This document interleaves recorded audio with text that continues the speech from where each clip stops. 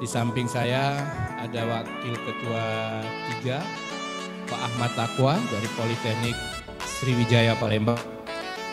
Dan Wakil Ketua 4, Pak Ali Ridho dari Politeknik Negeri Surabaya.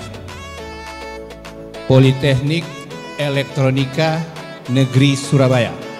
Dan Prof. Cici selaku Ketua Pelaksana SNPMB tahun 2024. Teman-teman media yang hadir bersama kita siang hari ini dan juga seluruh teman-teman yang menyaksikan baik dari live streaming YouTube maupun Instagram dari SNPMB. Mungkin buat teman-teman media bertanya-tanya, itu salah satu yang berbeda dibanding tahun sebelumnya, di mana tahun ini untuk Ketua Umum Penanggung Jawab langsung ex officio oleh Ketua Majelis Rektor Perguruan Tinggi Negeri Indonesia dan juga Ketua Forum Direktur Politeknik Negeri Indonesia itu masuk menjadi salah satu wakil ketua.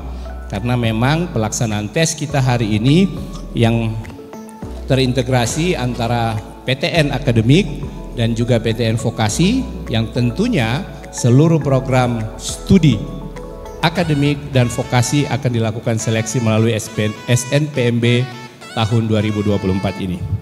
Baik, untuk mengawali acara kita pada siang hari ini, mari kita untuk mendengarkan pemaparan dan penyampaian dari Mas Nino selaku Ketua Beskap yang juga termasuk penanggung jawab dari yang penanggung jawab bersama Pak Dirjen Dikti dan juga Dirjen Vokasi terkait kegiatan SNPMB tahun 2024. Mas Nino akan menyampaikan beberapa hal terkait perubahan 2023 ke 2024 dan seperti apa yang lain-lainnya nanti biar akan disampaikan detail oleh Mas Nino. Kepada Mas Nino kami persilahkan.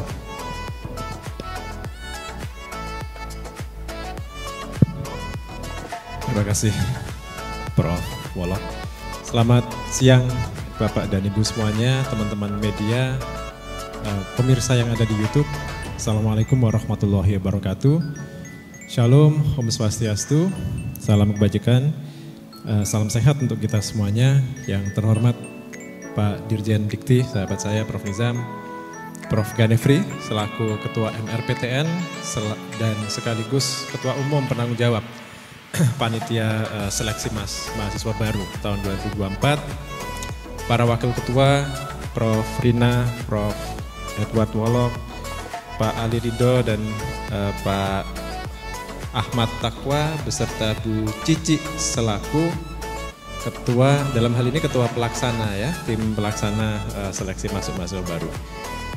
Bapak dan Ibu, sahabat-sahabat sekalian, saya menyampaikan beberapa hal saja. Pertama-tama, terima kasih terlebih dahulu kami ucapkan atas kerjasama yang luar biasa antara kita di Kemendikbudristek dan di seluruh PTN, sehingga kita bisa hadir dalam pengumuman hari ini. Ini pengumuman yang bisa terlaksana hanya karena kerjasama yang luar biasa. Kita di Kemdikbudristek bersama para pimpinan PTN berkomitmen untuk mengevaluasi dan terus memperbaiki baik kebijakan maupun teknis pelaksanaan dari seleksi nasional mahasiswa baru PTN-PTN kita. Dan evaluasi dan perbaikan itu perlu waktu dan perlu pemikiran yang luar biasa. Jadi terima kasih sekali atas kerjasamanya di Kemdikbud. Ada Beskap, ada Dikti, ada pendidikan vokasi, ada BP3 yang melaksanakan memfasilitasi semuanya ini, dan ada Biro Hukum juga yang berkat kerja keras semuanya dan kerjasama dengan teman-teman pimpinan PTN, kita bisa mengumumkan hari ini. Ada beberapa hal yang berubah dan kita perbaiki. Nanti detailnya Prof. Ganefri akan memaparkan, tapi ada 3 poin utama secara prinsip yang ingin saya sampaikan. Pertama adalah perbaikan dari sisi akuntabilitas dan transparansi, terutama untuk jalur mandiri. Itu tidak menjadi fokus hari ini, tetapi teman-teman mungkin sudah membaca revisi Permendikbud 48 2022 yang direvisi melalui Permendikbudristek 62 tahun 2023 yang kemarin atau 2 hari yang lalu terbit. Itu ada cukup banyak penguatan klausul terkait dengan akuntabilitas dan transparansi seleksi jalur mandiri. Untuk seleksi jalur nasional, prestasi maupun tesnya, ada perubahan dan perbaikan terkait dengan optimalisasi kuota di jalur prestasi maupun jalur tes. Jadi ada perubahan ketentuan di mana calon mahasiswa yang sudah diterima di jalur prestasi itu tidak bisa lagi diterima atau mendaftar di jalur tes maupun jalur mandiri, dan yang sudah mendaftar ulang di jalur tes itu tidak bisa diterima di jalur mandiri. Ini dilakukan berdasarkan prinsip keadilan. Kalau kita tetap buka opsi bagi calon mahasiswa untuk mendaftar meskipun mereka sudah diterima dan bahkan daftar ulang di jalur prestasi dan jalur tes, kemudian mereka masih boleh untuk mencoba-coba di PTN-PTN lain, mungkin prodi-prodi lain melalui jalur mandiri. Ini kita memberi keistimewaan kepada calon mahasiswa yang punya privilege ekonomi yang berlebih. Yang dirugikan adalah calon mahasiswa yang nilainya itu di bawah ambang batas cut off di jalur prestasi ataupun tes yang tidak diterima. Karena kita berasumsi bahwa sudah full kuotanya. Padahal ternyata ada cukup banyak yang kemudian tidak menggunakan kursi yang sudah mereka dapatkan, tiket yang sudah mereka dapatkan itu. Ya, padahal harusnya bisa diisi oleh calon-calon mahasiswa yang ada di urutan-urutan selanjutnya. Jadi ini prinsipnya bukan hanya optimalisasi kuota, tetapi optimalisasi yang lebih berkeadilan. Kemudian ada juga perubahan dari sisi jumlah prodi yang bisa dipilih. Nanti saya yakin Prof. Ganefri akan menjelaskan lebih lanjut, tapi prinsipnya itu kita ubah, satu untuk memberi pilihan lebih luas pada calon mahasiswa, tapi yang kedua sekaligus untuk memberikan kesempatan pada calon mahasiswa memilih prodi-prodi vokasi terutama, baik D3 maupun D4-nya. Itu yang berubah. Nah, ada beberapa hal yang tetap sama, sebagian besar sama sebenarnya. Jadi kriteria untuk jalur prestasi maupun jalur tes, apa yang kita nilai di jalur prestasi, apa yang diteskan di jalur tes itu masih sama. Prinsipnya masih untuk jalur prestasi, kita ingin menghargai prestasi secara utuh. Karena itu kita menghitung nilai rapor semua mata pelajaran, nanti plus mata pelajaran tertentu yang cocok dengan prodi yang dituju atau prestasi-prestasi lain yang relevan. Untuk jalur tes masih sama dengan tahun lalu, kita tidak menguji hafalan konten yang luas di banyak mata pelajaran, melainkan daya nalar dari tes potensi skolastik, literasi membaca di bahasa Indonesia dan bahasa Inggris, serta penalaran matematika. Dan ini selaras sekali dengan arah perubahan kurikulum dan pembelajaran di tingkat pendidikan dasar dan menengah, yang mengarah pada penguatan karakter dan kompetensi, bukan keluasan materi. Untuk tahun ini sudah mulai ada sebagian kecil lulusan SMA, SMK yang berasal dari sekolah yang menerapkan kurikulum merdeka. Nanti akan ada beberapa ketentuan yang mengakomodasi hal itu. Prof. Ganefri akan menjelaskan lebih lanjut. Saya rasa itu yang bisa dan perlu saya sampaikan. Prof. Wolok, terima kasih Bapak dan Ibu atas perhatiannya. Assalamualaikum warahmatullahi wabarakatuh. Waalaikumsalam warahmatullahi wabarakatuh. Terima kasih Mas Nino atas penyampaiannya terkait dengan legal formal yang menjadi landasan pengelaksanaan SNPMB terkait apa yang berubah terhadap Permendiknas nomor 48. Selanjutnya kita persilakan Prof. Nizam selaku Dirjen Dikdikristek untuk menyampaikan beberapa hal terkait seleksi nasional penerimaan mahasiswa baru. Pada Prof. Nizam kami persilakan. Terima kasih Prof. Edward. Assalamualaikum warahmatullahi wabarakatuh. Semangat pagi, salam sehat, salam sejahtera untuk kita semua. Shalom, Om Swastiastu, Namo Buddhaya, Salam Kebajikan. Ibu Bapak pimpinan PTN, baik akademik maupun vokasi, Bu Mas Nino, Kepala BSKAP. Di kiri kanan ada Prof. Ganevi, Prof. Reni, Prof. Edward, Pak Aldi Rito dan Pak Takwa, serta Bu Ses, serta rekan-rekan media yang saya banggakan. Puji syukur alhamdulillah di siang hari ini kita bisa bersilaturahmi dalam keadaan sehat walafiat untuk konvers tentang SNPMP 2024. Seperti biasanya, jadi ini acara tahunan kita di awal Desember itu kita mulai dengan siklus penerimaan mahasiswa baru, dan hari ini tanggal 8 Desember kita melakukan konvers untuk SNMPMP 2024 mengulang tahun lalu. Waktu itu kita meluncurkan SNMPMP 2023 pada tanggal 10 Desember kalau tidak salah. Jadi kita maju 2 hari ini kalau dari kalender jadwalnya. Tapi kalau dari siklusnya sebenarnya kita terlambat 1 minggu karena biasanya kita atau menurut jadwalnya sih per 1 Desember itu sudah kita rilis. Kenapa kita perlu untuk merilis ini dan minta dukungan bantuan dari rekan-rekan media, karena tentu ini ditunggu-tunggu oleh sekitar 2 juta lulusan SMA, SMK, MA dari Sabang sampai Merauke, dari sekitar 3 juta ya lulusan SMA, SMK, MA yang lulus dari sekolah menengah atas setiap tahun atau pendidikan menengah atas setiap tahunnya.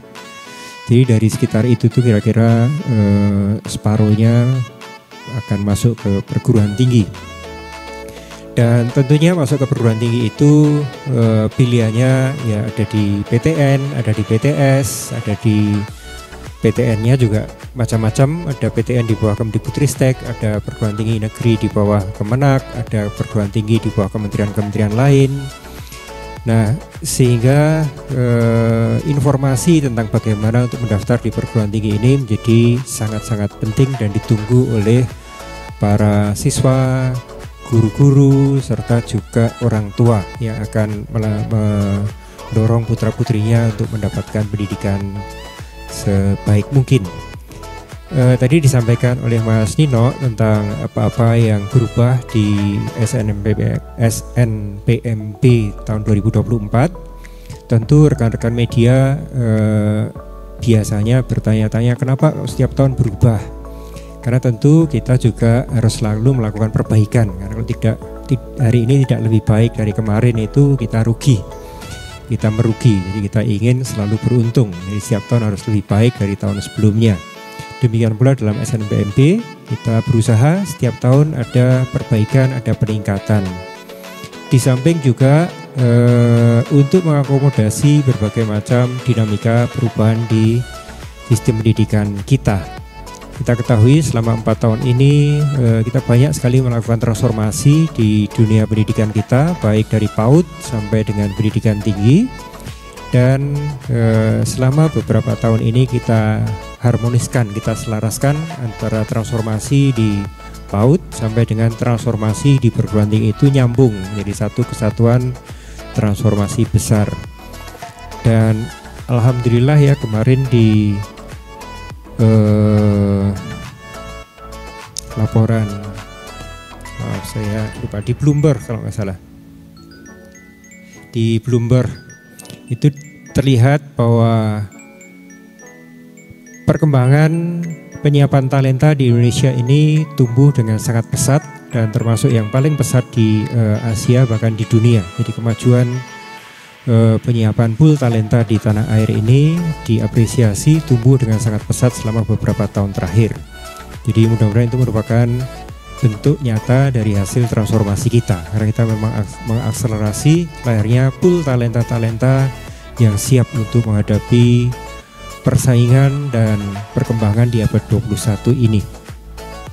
Kembali pada SNMPMP, jadi tadi ada beberapa hal yang disampaikan perubahannya. Tapi prinsip utama kita adalah kita memberikan layanan yang semakin lama semakin baik pada calon mahasiswa dan juga membangun sistem yang berkeadilan, sistem yang fair, sistem yang transparan, sistem yang akuntabel, dan sistem yang efisien, efektif bagi semua pihak, serta menghindari atau mengeliminir hal-hal yang selama ini mungkin masih belum baik. Di tingkat seleksi masuk secara nasional kita ketahui ada 2 jalur prestasi dan jalur tes. Selama ini mahasiswa yang masuk di satu jalur itu kadang-kadang nanti ikut lagi di jalur berikutnya karena belum mantap pilihannya atau karena diterima di pilihan kedua. Nah, ini kita coba hindari karena itu menyebabkan kosongnya bangku di perguruan tinggi. Padahal kalau kosong itu artinya semua rugi. Perguruan tingginya rugi, masyarakat yang tadinya bisa masuk ke mengisi bangku di perguruan tinggi negeri kita itu jadi tertutup kesempatannya karena bangku yang kosong tadi. Nah, itu salah satu yang ingin kita coba eliminir, hapus atau hindari di tahun ini. Kemudian juga pilihan, ini nanti yang paling utama adalah jumlah pilihan. Jadi karena saat ini kita sangat mendorong pengembangan pendidikan vokasi, sehingga kesempatan untuk memilih di program-program studi vokasi itu kita perluas dan kita dorong. Kalau di tahun 2023 kemarin ini kita memberikan kesempatan untuk mahasiswa punya pilihan di Prodi S1, D4 dan D3, maka di tahun 2024 ini kita perkuat untuk keragaman pilihan tadi. Nanti detailnya tentu akan disampaikan oleh Prof. Ganefri. Tapi pada dasarnya kita mendorong anak-anak kita untuk tidak hanya berorientasi pada jalur akademik. Mungkin itu yang perubahan yang paling utama. Nanti kita bisa bahas dan diskusikan lebih jauh. Waktu saya kembalikan pada Pak Edward. Terima kasih. Wassalamualaikum warahmatullahi wabarakatuh. Waalaikumsalam warahmatullahi wabarakatuh. Terima kasih Prof. Nizam. Selanjutnya kita berikan kesempatan kepada Prof. Ganefri selaku Ketua Umum Penanggung Jawab untuk menyampaikan beberapa hal yang mungkin lebih teknis terkait pelaksanaan Seleksi Nasional Penerimaan Mahasiswa Baru SNPMB tahun 2024. Kepada Prof. Ganefri kami persilakan.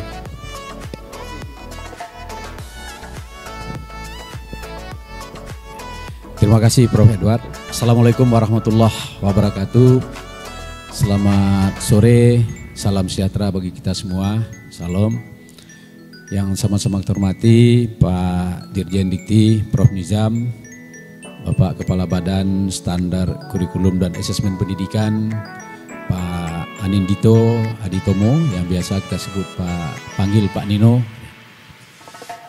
Teman-teman Panitia Seleksi Nasional Penerimaan Mahasiswa Baru tahun 2024, saya kenalkan dulu terlebih dahulu Bapak dan Ibu.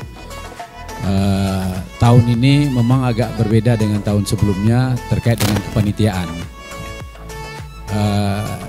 Tahun yang 2023, Majelis Rektor Perguruan Tinggi Negeri itu ketuanya menjadi pengarah bersama-sama Pak Dirjen Dikti, Pak Menteri, Pak Dirjen Dikti dan Kepala Badan. Tahun ini secara ex officio Ketua Majelis dan Sekretaris Jenderal Majelis itu automatically menjadi Ketua Umum dan Penanggung Jawab. Dan saya kebetulan Ketua Majelis hari ini diberikan amanah sebagai Ketua. Rektor Universitas Pajajaran dan Wakil Ketua 2 Pak Prof. Edward, Rektor Universitas Negeri Gorontalo, dan Wakil Ketua 3 Pak Ahmad Taqwa, Direktur Politeknik Negeri Surabaya, Sriwijaya, kemudian Pak Ahmad Ridho, Dr. Ahmad Ridho, Direktur Politeknik PEN Surabaya. Dan Ketua Pelaksana itu diberikan amanah kepada Prof. Cici sebagai Guru Besar Universitas Airlangga, yang juga sehari-hari sebagai Sekretaris Dirjen Dikti. Dan pengarahnya adalah Pak Menteri, Pak Dirjen Dikti, dan Pak Kepala Badan, Pak Nino. Bapak Ibu yang saya hormati, teman-teman media yang kami banggakan, terkait dengan Seleksi Nasional Penerimaan Mahasiswa Baru, kalau dari sisi materi tes ya itu tidak jauh berbeda, sama dengan tahun 2023. Yang berbeda, ya, tadi mungkin sudah disinggung secara umum oleh Pak Dirjen dan juga oleh Pak Kepala Badan. Ini terkait dengan bagaimana upaya kita untuk menekan angka yang mendaftar ulang yang telah dinyatakan lulus di SNBP itu bisa tinggi, dan yang telah lulus di SNBT itu juga bisa tinggi. Tujuannya tentu agar masyarakat yang seharusnya mereka bisa masuk, karena yang sudah diterima ini tidak mendaftar, akhirnya mereka tidak bisa masuk ke jalur prestasi maupun jalur tes. Jadi tujuannya memang untuk kepentingan anak-anak kita, supaya mereka semakin yang berhak, betul-betul berhak masuk itu betul-betul bisa dimanfaatkan. Oleh sebab itu semangat dari Seleksi Nasional Penerimaan Mahasiswa Baru ini adalah memang akuntabel, ya, transparansi dan berkeadilan. Itu semangat yang terus kita perjuangkan, kita lakukan. Lanjut, Mas. Fungsi dan tujuan saya kira sama. Ya. Ini jelas memberi ruang kepada seluruh anak-anak kita dari seluruh Indonesia, Sabang sampai Merauke. Mereka berkesempatan untuk masuk ke perguruan tinggi negeri dimanapun mereka berada, dan tidak perlu datang ke tempat perguruan tinggi yang akan mereka tuju. Dari mana saja mereka bisa ikut ujian. Lanjut, Mas. Prinsipnya jelas Bapak Ibu, adil, ya, akuntabel, fleksibel, efisien, transparan, dan larangan konflik kepentingan. Saya kira selama ini seleksi nasional penerimaan mahasiswa baru yang kita lakukan melalui jalur SNBP prestasi dan jalur ujian tulis berbasis komputer, sejauh ini menurut hemat kami para rektor, inilah proses seleksi yang kita anggap paling baik. Sehingga banyak hasil-hasil tes yang diperoleh dari hasil UTBK ini dijadikan bagi berbagai perguruan tinggi sebagai dasar untuk menentukan atau proses seleksi dan berbagai macam kepentingan yang mereka gunakan untuk mendapatkan, ya, informasi yang valid terhadap kemampuan anak-anak kita yang mengikuti seleksi melalui secara nasional ini. Lanjut, Mas. Terkait dengan kuota, Bapak dan Ibu, ini tidak berbeda, ya, dengan tahun sebelumnya.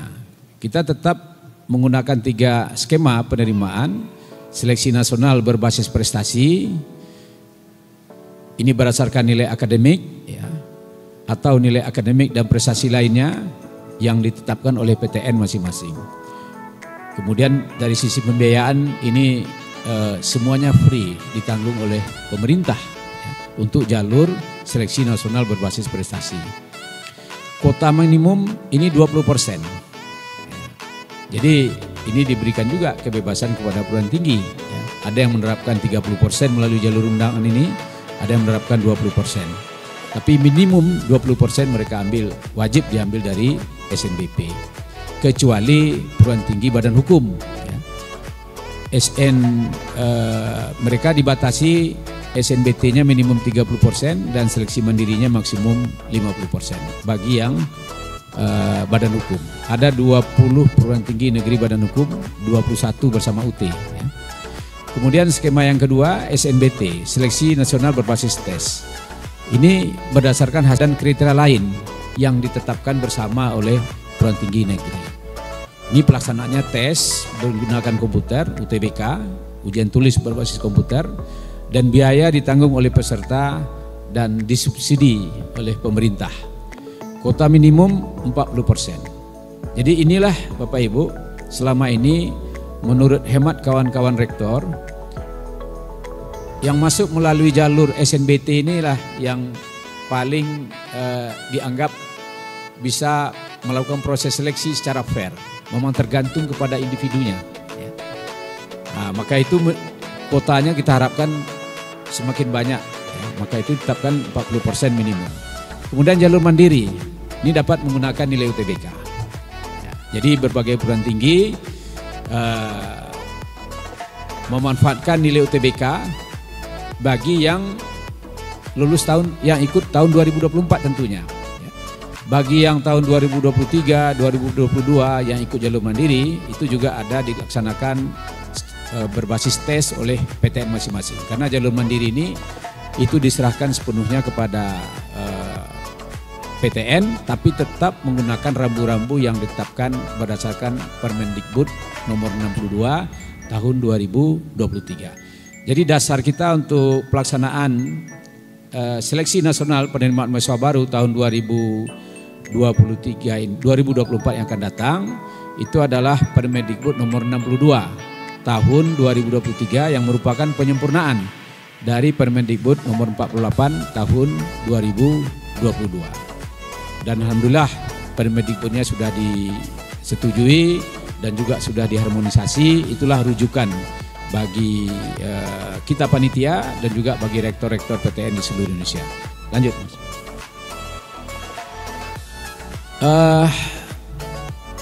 Bapak Ibu yang saya hormati, kami memang sangat membutuhkan bantuan dari media ini untuk mengingatkan ya, karena proses SNBP ini kan ada tahapan-tahapan yang harus dilalui, mulai dari pengisian pangkalan data sekolah dan siswa.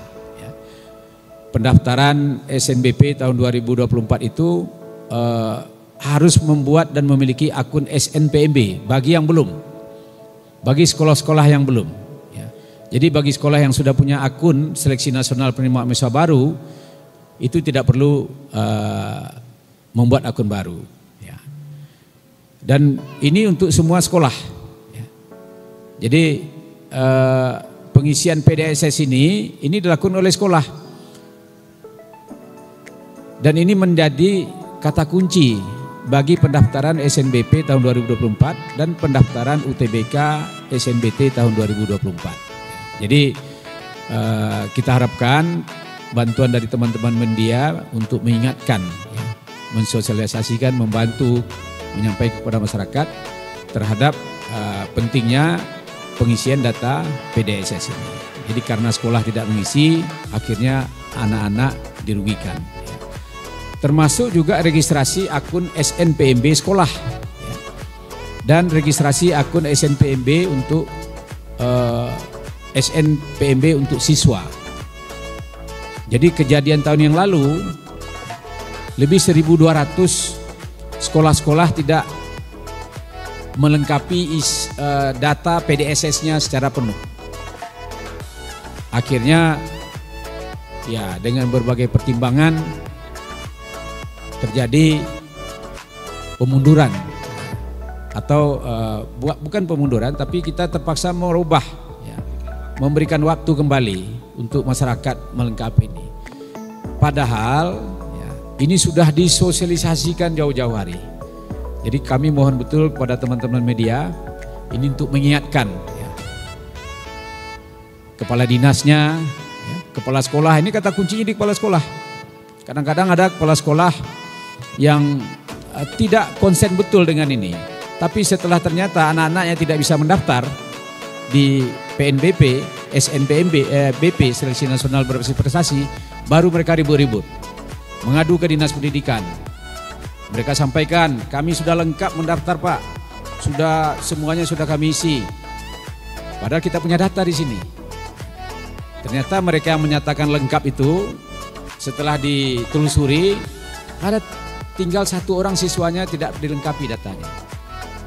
200 siswanya misalnya dari sekolah itu bisa berhak untuk masuk SNBP. Tapi karena gara-gara 1 orang, ketika dia submit, tidak dia finalisasi pendaftaran itu.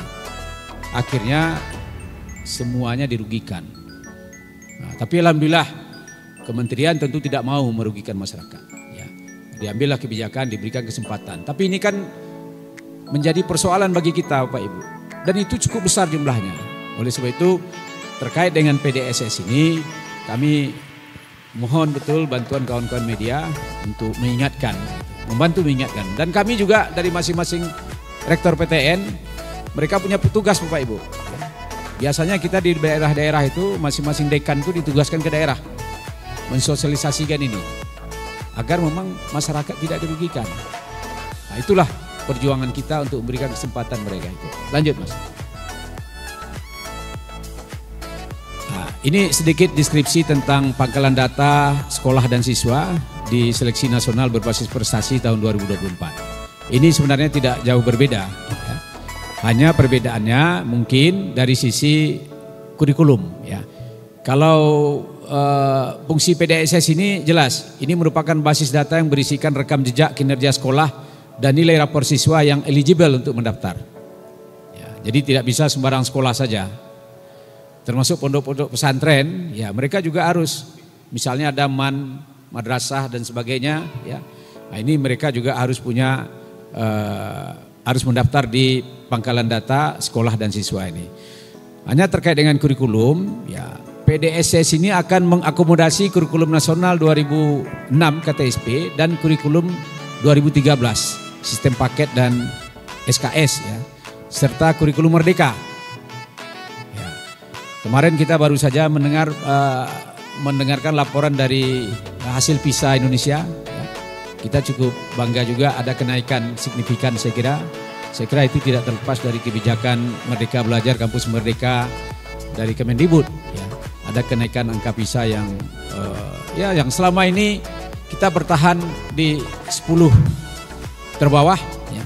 Sekarang mulai beranjak. Tentu ini tidak mudah Bapak Ibu. Nah, inilah salah satu kebijakan kementerian yang kami anggap ini sebuah keberhasilan dari program Merdeka Belajar Kampus Merdeka. Kemudian pengisi pengisian PDSS dilakukan oleh sekolah dan kebenaran data yang diisikan menjadi tanggung jawab kepala sekolah. Nah, maka itu saya dulu pernah menyampaikan ke kepala dinasnya, karena di Sumatera Barat ketika itu ada 8 sekolah tidak melengkapi datanya, yang mereka mengklaim diri sudah mendaftar.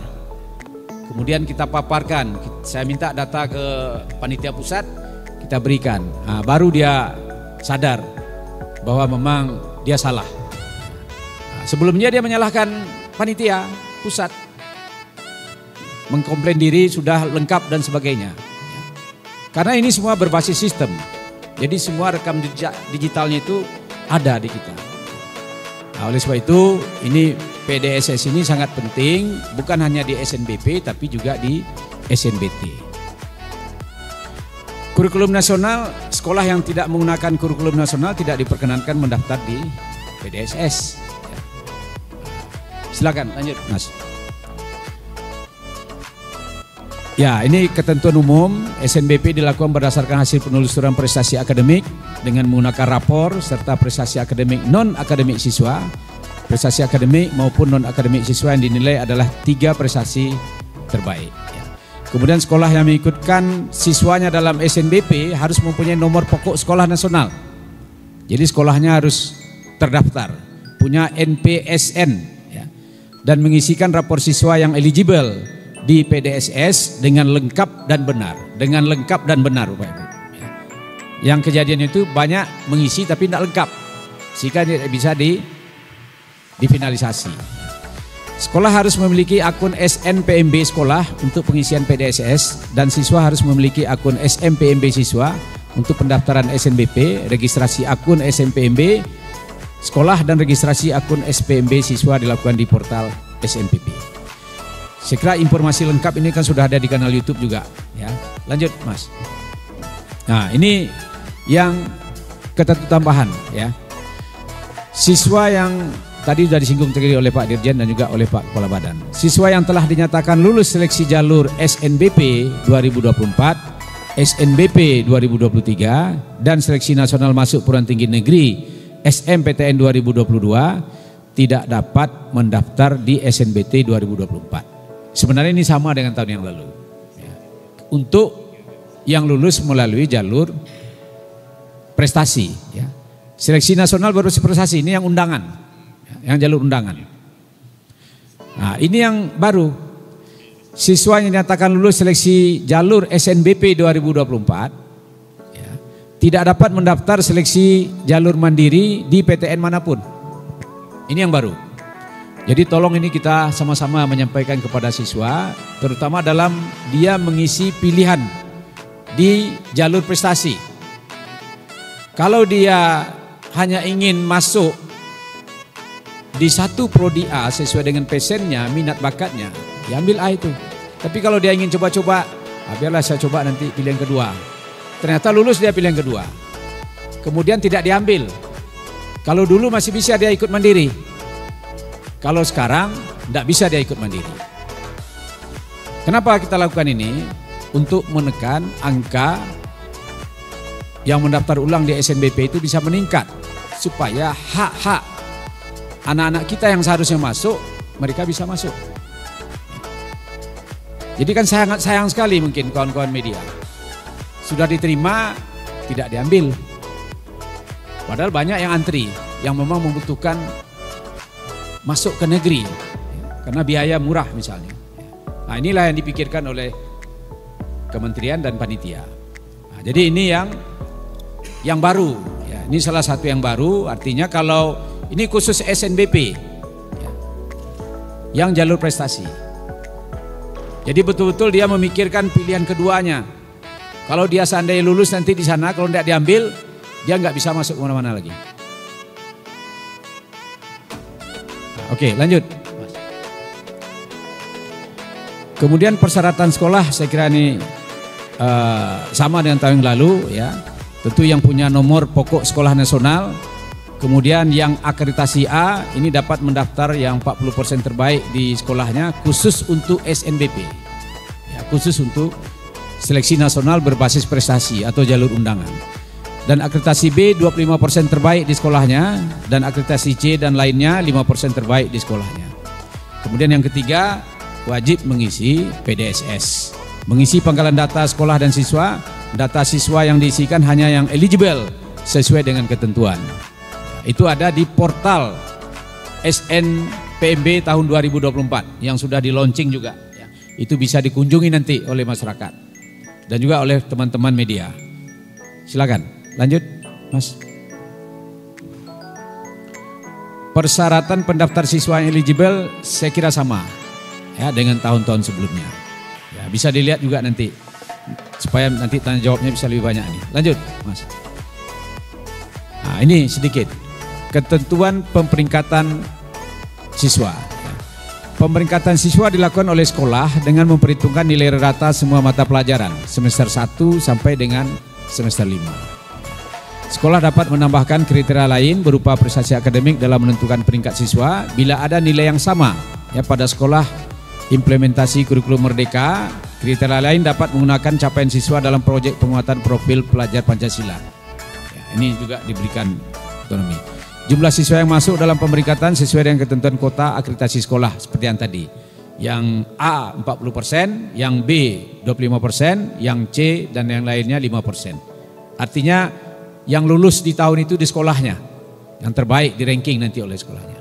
Hanya 40% terbaik untuk akreditasi A yang bisa mendaftar ikut di seleksi nasional jalur prestasi. Lanjut Mas. Ini tahapan SNBP, ya, saya kira tidak berbeda, ya, tidak berbeda dengan tahun sebelumnya, sama pengumuman kota, registrasi akun SNPMB sekolah, ya. Setiap sekolah wajib membuat akun SNPMB sekolah melalui portal SNPMB. Kemudian registrasi akun SNPMB siswa wajib bagi siswa kelas terakhir melalui portal SNPMB, pemeringkatan siswa, pengisian PDSS, mendaftar ulang, pengumuman SNBP, seleksi jalur SNBP berdasarkan kriteria yang ditetapkan oleh masing-masing PTN. Tapi ini juga kita samakan secara nasional. Ada POB-nya, pedoman operasional pelaksanaannya. Menggugah portofolio, kemudian memilih program siswa dapat memilih 2 untuk SNBP Bapak Ibu. Dapat memilih 2, tapi hati-hati. Jangan setengah-setengah pilihan 2-nya. Kalau lulus dia pilihan 2 itu wajib diambil. Kalau tidak dia tidak bisa mendaftar di jalur tes dan juga di jalur mandiri. Ini yang baru. Kalau dulu di jalur tes saja nggak bisa mendaftarnya. Jalur mandiri mereka masih bisa ikut. Kalau sekarang tidak boleh sama sekali. Kalau sudah lulus melalui jalur undangan. Karena ini juga terkait dengan sekolah, ya. Legalitas sekolah, ya. Dan juga akan membuat nama sekolah akan jelek nanti. Ya. Lanjut. Kemudian pilihan program studi di SNBP. Nah, setiap siswa yang eligible diizinkan untuk memilih program studi di PTN. Setiap siswa dapat memilih 2 program studi dari 1 PTN atau 2 PTN. Boleh. Jadi di PTN itu dia pilih 2 boleh. Jika memilih 2 program studi, salah satu harus berada di PTN pada provinsi yang sama, ya, dengan SMA atau MA SMK asalnya. Jika memilih 1 program studi, dapat memilih PTN yang berada di provinsi manapun. Dapat, ya, boleh tidak. Lanjut. Ini untuk yang memilih olahraga dan seni. Ya. Jadi bagi peserta memilih program studi bidang seni dan olahraga, wajib mengunggah portofolio. Ya. Ketentuan tentang portofolio ini bisa dilihat di halaman web SNPMB. Terdapat 11 jenis portofolio yang berlaku untuk SNBP dan SNBT. Ya. Untuk pilihan olahraga, seni tari, seni musik, seni kerawitan, etnomusikologi, seni rupa, desain dan kriya, teater dan fotografi, film televisi, seni pendalangan, senatasi dan lain-lain. Ini wajib nanti untuk 11 jenis portofolio yang berlaku untuk SNBP dan SNBT. Lanjut Mas. Saat ini ya, ruang lingkup SNPMB itu yang ikut di kita, yang bergabung di PTN Negeri, ada 76 PTN akademik. Saya, Bu Rina dan Pak Edward Golok ini mewakili perguruan tinggi akademik. Pak Ahmad Taqwa dan Pak Ali Ridho ini mewakili vokasi. Ada 43 PTN vokasi dan ada 24 PT KIN, perguruan tinggi keagamaan Islam negeri, yang memang mereka punya prodi umum yang izinnya dikeluarkan oleh Kementerian Dikbud. Mereka bergabung dengan kita, sudah 24. Jadi tahun ini bertambah dibandingkan tahun yang lalu, ya, bertambah 7 ya, PTN baru. Kemudian ada 5 program vokasi dan program akademik, ada 585 diploma 3, kemudian 604 diploma 4 sarjana terapan, dan 3.417 sarjana. Lanjut Mas. Jadi PT KIN ini hanya program studi umum. Kemudian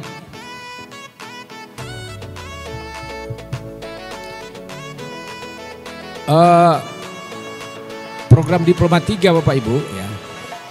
Ini kan program diploma ini adalah pendidikan vokasi yang diperuntukkan bagi lulusan pendidikan menengah atau sederajat untuk mengembangkan keterampilan dan penalaran dalam penerapan ilmu pengetahuan dan teknologi. Ini sama saja. Sarjana saya kira udah tahu Bapak Ibu semua. Jadi ada bidang akademik, ada bidang vokasi. Lanjut Mas. Ini jadwal-jadwal SNBP yang penting juga kita sosialisasikan, kita sampaikan kepada masyarakat. Pengumuman mungkin kota ini sekolah. Izin Pak Ketua. Mungkin ini ditahan agak lama dikit Pak Bekti. Ya. Biar pemirsa bisa lihat, teman-teman media juga bisa lihat karena ini penting sekali. Ya. Pengumuman kota sekolah 28 Desember, masa sanggah kota sekolah 28 Desember sampai 17 Januari. Pengisian PDSS 9 Januari sampai 9 Februari, 1 bulan waktunya Pak Ibu nih. Saya kira cukup, tidak ada alasan bagi sekolah. Ya, kecuali mereka menganggap remeh, nggak penting dan sebagainya. Ini yang masalah. Pendaftaran SNBP 14 sampai 28 Februari, pengumuman hasil SNBP ini 26 Maret. Kita harapkan biasanya selama ini kita taat azas dan patuh dengan jadwal yang sudah ditetapkan oleh panitia. Tidak ada pergeseran-pergeseran. Ya. Nah, oleh sebab itu kita harapkan teman-teman di sekolah juga taat azas dengan ini. Jadi seluruh kegiatan pada hari yang sudah ditentukan akan diakhiri pukul 15.00. Jadi nanti pengumuman kota sekolah itu masa sanggah kota sekolah itu 28 Desember sampai 17 Januari sampai 2024. Jadi 17 Januari jam 15.00. Lanjut. Ini deskripsi UTBK SNBT. Ini juga ada perubahan-perubahan yang agak mendasar ya. Ini skim yang kedua Bapak Ibu ya. Tadi skema seleksi berbasis prestasi, ini seleksi berbasis tes. Nah, yang kita terima 40% dari formasi yang ditetapkan. Peserta SNBT hanya diperbolehkan mengikuti UTBK 2024 sebanyak 1 kali. Ya, walaupun ini ada 2 jadwal ya, tapi hanya boleh ikut sekali. Hasil UTBK 2024 hanya berlaku untuk mengikuti SNBT dan penerimaan di PTN tahun 2024. Ini hasil UTBK 2024. Seleksi jalur SNBT 2024 berdasarkan hasil UTBK 2024 dan portofolio bagi peserta memilih program studi seni dan olahraga. Lanjut Mas. Nah, ini ketentuan tambahan yang saya kira ini juga baru yang perlu kita sampaikan. Ini inovasi-inovasi yang dilakukan kementerian ini memang untuk kepentingan anak-anak kita Bapak Ibu ya, dan kepentingan PTN. Jadi saya lihat ini semakin tahun perubahan-perubahan yang dilakukan itu memang lebih baik dari hari-hari sebelumnya. Itulah inovasi yang dilakukan oleh kawan-kawan ya, termasuk oleh kementerian. Jadi siswa yang telah dinyatakan lulus seleksi jalur SNBP 2024, SNBP 2023 dan seleksi nasional masuk perguruan tinggi negeri SMPTN 2022 tidak dapat mendaftar di SNBT 2024. Ini sama tahun-tahun sebelumnya, ini juga sudah diatur seperti ini. Siswa yang dinyatakan lulus seleksi jalur SNBP 2024 tidak dapat mendaftar seleksi jalur mandiri di PTN manapun. Ini yang baru. Ya, ini yang baru. Tujuannya tadi sudah saya sampaikan. Kenapa ini dilakukan? Tadi Pak Dirjen juga menyampaikan, Pak Kepala Badan juga. Peserta yang dinyatakan lulus melalui jalur SNBT 2024 dan telah daftar ulang atau registrasi di PTN yang dituju tidak dapat diterima pada seleksi jalur mandiri 2024 di PTN manapun. Kalau dia sudah daftar ulang Pak Ibu. Saya contohkan yang sederhana Pak Ibu nih ya. Saya baru buka Fakultas Kedokteran dulu bulan Agustus. Udah diumumkan ini SNBT. Karena izinnya baru keluar, kita buka pada rentang yang diizinkan oleh kementerian. Ternyata yang mendaftar itu 1.400-an lebih. Saya terima 50 orang. Ternyata yang 50 orang ini setelah kita telusuri datanya, mereka sudah terdaftar semua di PTN di Indonesia macam-macam. Kan kasihan juga yang sudah mendaftar di Unpad, di Unpad karena nggak dapat kedokteran di Unpad dia pilih yang keduanya mungkin di sosiologi dan sebagainya. Akhirnya dia tinggalkan, dia ambil juga kedokteran. Walaupun ke Padang sana jauh katanya. Jadi ternyata yang masuk 50 orang di Sumbar itu, di Bukit Tinggi Fakultas Kedokteran kami itu hanya 13 orang dari Sumatera Barat. Selebihnya paling banyak dari Jawa. Dan mereka semua telah terdaftar di PTN. Tahun 2024 hal ini tidak boleh terjadi lagi. Maka itulah dibuat regulasi ini. Supaya harusnya kan di Unpad kosong 1 kursi ini. Harusnya kan diisi oleh anak-anak yang di bawahnya. Nah inilah yang kita antisipasi ya. Jadi data ini semua by system nanti. Ini sudah komitmen seluruh rektor PTN ya. Silakan lanjut. Nah, persyaratan peserta UTBK saya kira ini juga ya kita batasi. Siswa SMA, MA, SMK kelas 12 atau kelas terakhir pada tahun 2024 atau peserta didik paket C tahun 2024 dengan unsur umur maksimal. Nah, ini paket C ini juga perlu kita batasi.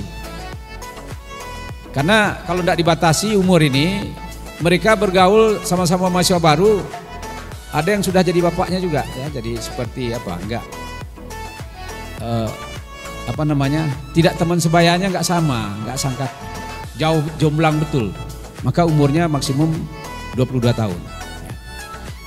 Lulusan SMA, MA, SMK sederajat tahun 2022 dan 2023 atau lulus paket C tahun 2022 dan 2023 dengan umur maksimal 22 tahun per 1 Juli 2024. Kemudian membayar biaya UTBK kecuali peserta KIP kuliah. Lanjut Mas. Pelaksanaan UTBK di pusat UTBK atau sub pusat UTBK ini sama ya, sama dengan tahun yang lalu. Materi tes sama ya. Karena hasil analisis kawan-kawan, inovasi yang dilakukan oleh kementerian terhadap materi tes ini, alhamdulillah ini sesuai dengan apa yang kita rencanakan. Maka itu tahun kedua ini tetap sama materi tesnya ya. Kemudian tes potensi skolastik ini ya. Saya kira sama, lanjut aja Mas ya. Karena materi tesnya sama, nggak berubah.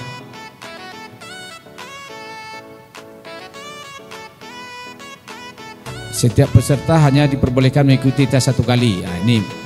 Kemudian pelaksanaan tes dilaksanakan dalam 2 gelombang, 14 hari dan 28 seksi, 2 sesi setiap hari. Ya, hasil tes setiap peserta akan diberikan hasil tes secara individu. Karena kita menggunakan komputer Bapak Ibu, ini memang mempertimbangkan juga ketersediaan komputer yang terkoneksi secara bersama di pusat-pusat UTBK ya, dan sub pusat UTBK. Lanjut. Ini materi tes sama ya. Tes potensi skolastik, penalaran matematika dan literasi dalam bahasa Indonesia dan bahasa Inggris. Jadi tidak jauh berbeda. Artinya ini sangat berkeadilan. Materi tes ini tanpa bimbel pun anak-anak bisa ikut. Ya. Jadi memang diberi kesempatan. Inilah yang kita maksudkan berkeadilan. Lanjut. Pendaftaran UTBK SNMPTN 2024. Nah, ini login portal SNMPTN untuk memilih menu pendaftaran UTBK. Ya, kemudian melengkapi biodata, memilih pusat UTBK di mana tempat domisili atau yang paling mudah mereka jangkau ya di daerah itu. Kemudian memilih program studi dan mengunggah portofolio, dan tempat ujian itu tidak menentukan kelulusan. Jadi di mana saja itu sama. Yang penting mana yang lebih mudah kita akses untuk dapat mencapai tempat ujian itu, ambillah di sana. Itu yang kita sampaikan kepada masyarakat. Jangan nanti kalau dia mau pilih ITB, dia ingin tes di Bandung. Sama saja dia tes di Gorontalo, ya, dengan dia tes di Bandung sama saja, tidak ada bedanya. Kemudian mengunduh kartu peserta UTBK SNMPTN. Lanjut. Peserta membayar biaya UTBK sebagai syarat pendaftaran SNMPTN. Ini 200.000 ya, sama dengan tahun yang lalu. Nah, ini pun disubsidi oleh pemerintah. Ya. Kalau dengan biaya ini nggak cukup Pak Ibu, ya, dengan kondisi yang ada saat ini. Lanjut. Nah, ini pilihan, ini juga baru. Ya. Pilihan program studi. Jadi kenapa ini kita lakukan? Ya, karena kita ingin, ya karena bergabungnya pendidikan akademik dengan vokasi, kita harapkan ya selama ini minat masyarakat untuk vokasi itu dibanding akademik memang di bawah Pak Ibu. Jadi sekarang kita berikan kesempatan anak-anak kita memilih 4 pilihan maksimum. Jadi kalau misalnya peserta itu memilih, boleh mereka memilih 1 pilihan program studi, boleh ya, bebas memilih di program apapun. Apakah dia mau memilih akademik, mau memilih vokasi, bebas. Kalau dia pilih 1, kalau dia pilih 2, sama juga. Dia bebas memilih di program apapun. Mau memilih akademik saja 2 boleh, mau memilih vokasi saja 2 boleh. Apa yang dimaksud dengan vokasi? Program diploma 3 dan program sarjana terapan D4. Itu yang vokasi. D3 dan sarjana terapan D4. Nah, yang baru sekarang ini ada 3 pilihan program studi. Kita berikan kesempatan mereka. Tapi mereka wajib, kalau seandainya mereka memilih 2 program studi akademik, maka yang 1 wajib vokasi. Kalau seandainya dia memilih 2 program vokasi, yang 1 wajib akademik. Sebaliknya. Ya. Kemudian bagaimana kalau mereka memilih 4 program studi? Mereka wajib memilih 2 program studi akademik, 2 program studi vokasi. Yang 1 program vokasi itu wajib mereka pilih program diploma 3. Nah, kalau tidak minat, jangan dipilih. Nah, jadi ini yang baru. Jadi urutan dalam pemilihan program studi ini menetapkan prioritas pilihan. Nah, ini kita harapkan, oleh sebab itu kita berharap anak-anak kita ini betul-betul mereka mempertimbangkan terhadap pilihan yang akan mereka sasar. Ya. Lanjut, Mas. Dilaksanakan di 74 pusat, sama ya. Saya kira tidak ada yang baru ini penambahannya, belum, masih tetap yang lama. Lanjut. Lanjut, Mas. Ini jadwal. Ini gelombang 1 30 April sampai 7 Mei, kemudian gelombang kedua 14 Mei. Memang ada jeda 1 minggu. Kenapa kita buat jeda 1 minggu? Kalau seandainya ada hal-hal yang gangguan nanti ya pada gelombang pertama, misalnya ada gempa, ada banjir, ya maka kita tidak mau anak-anak kita dirugikan, maka masa senggang seminggu itu digunakan untuk mengatasi itu. Ya. Tapi mudah-mudahan tidak ada gangguan, maka dibuat 2 gelombang, ya 14 gelombang kedua 14 Mei sampai 20 Mei. Jadi jumlah hari dan sesi ujian memperhitungkan jumlah pendaftar di pusat UTBK PTN. Beberapa wilayah pelaksanaan UTBK akan disesuaikan dengan waktu ibadah sholat.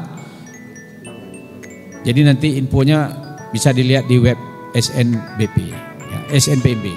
Lanjut. Nah, ini yang penting Bapak Ibu bisa catat jadwal UTBK SNBT 2024. Pendaftaran UTBK SNBT 21 Maret sampai 5 April. Ini perlu kita sosialisasikan, kita sampaikan kepada masyarakat. Mohon sekali bantuan dari teman-teman media. Pelaksanaan UTBK gelombang 1 30 April 2024 ya. Itu dan 2 sampai 7 Mei 2024. Ini untuk pendaftaran gelombang 1. Pelaksanaan UTBK gelombang 1. Pelaksanaan UTBK gelombang 2 14 sampai 20 Mei. Pengumuman hasil SNBT 13 Juni, masa unduh sertifikat UTBK 17 Juni sampai 31 Juli. Jadi nanti ini akan sangat transparan, ya. Akan sangat transparan. Seluruh kegiatan pada hari yang sudah ditentukan akan diakhiri pukul 15.00 sama. Ya. Nah, mudah-mudahan ini bisa sampai ke masyarakat dengan clear begitu ya. Lanjut, Mas. Pelamar beasiswa KIP kuliah. Nah, siswa mendaftar dari keluarga kurang mampu secara ekonomi dapat mengajukan bantuan biaya pendidikan skema Kartu Indonesia Pintar kuliah atau KIP kuliah. Pendaftar KIP kuliah di Kemendikbudristek hanya berlaku untuk pilihan prodi di PTN akademik dan PTN vokasi. Tidak berlaku untuk PTN perguruan tinggi keagamaan Islam negeri. Karena ini dananya dari Kemendikbud. Ya, jadi hanya berlaku untuk KIP kuliah hanya akademik dan vokasi. Tidak berlaku untuk perguruan tinggi keagamaan Islam negeri. Nah, informasi detail KIP kuliah bisa dilihat di puslapdik kemendikbud.go.id. Kalau untuk Kemenak, mereka tentu di Kemenak ya, KIP kuliah kemenak.go.id. Jadi Kemenak masing-masing. Lanjut. Ini informasi lebih lanjut tentang SNPMB. Itu ada di Gedung D lantai 1 Komplek Kemendikbudristek, Jalan Pintu 1 Senayan Jakarta Pusat. Ini emailnya ya. Yang penting laman resminya silakan dikunjungi. Mohon diinformasikan ke anak-anak kita. Tapi saya yakin sekolah ini sudah mengetahui juga mungkin. Ya. Alaman SPMB bp3 kemendikbud.go.id. Ini web SNPMB. Lanjut, Mas. Ini media sosial resmi. Ada Instagram, ada kanal YouTube, ada Facebook, ada TikTok juga. Dan jangan sampai ini nanti ya perlu juga diinformasikan. Berita-berita hoax ya. Nah, ini harus kita antisipasi. Oke, lanjut. Nah, saya kira habis. Itulah kira-kira kalau ada hal yang mau diskusikan nanti ada Bu Rina, Prof Edward, ya. Prof Cici ini sebagai ketua pelaksana di tahun 2024 ini. Dan di sini juga ada Pak Dirjen kalau terkait dengan kebijakan-kebijakan. Terima kasih. Wallahu muwaffiq ila aqwamit thoriq. Wassalamualaikum warahmatullahi wabarakatuh. Waalaikumsalam warahmatullahi wabarakatuh. Terima kasih Prof Ganefri. Mungkin sebelum kita ke diskusi atau tanya jawab terkait dengan informasi yang disampaikan di konferensi pers ini, saya minta Prof Cici mungkin menambahkan terkait kanal pelaporan. Tadi belum tersinggung terkait dengan kanal pelaporannya. Monggo Prof Cici. Terima kasih Prof Edward. Assalamualaikum warahmatullahi wabarakatuh, Bapak dan Ibu, teman-teman media serta adik-adik yang mengikuti melalui kanal YouTube. Jadi mulai tahun 2023 yang tahun ini sebenarnya ada konsep transparansi yang akan kita berikan kepada seluruh peserta ataupun masyarakat terkait dengan seleksi nasional penerimaan mahasiswa baru maupun seleksi mandiri oleh perguruan tinggi. Nah, kalau kemudian di tahun 2023 kanal pelaporan itu kita siapkan hanya di tingkat Itjen saja, Inspektorat Jenderal Kemdikbudristek, maka untuk seleksi nasional penerimaan mahasiswa baru maupun seleksi jalur mandiri perguruan tinggi tahun 2024 akan setiap masyarakat boleh kemudian melakukan pelaporan sesuai dengan dilengkapi dengan bukti tentunya ke kanal yang disiapkan oleh setiap perguruan tinggi dan kanal yang disiapkan oleh Inspektorat Jenderal.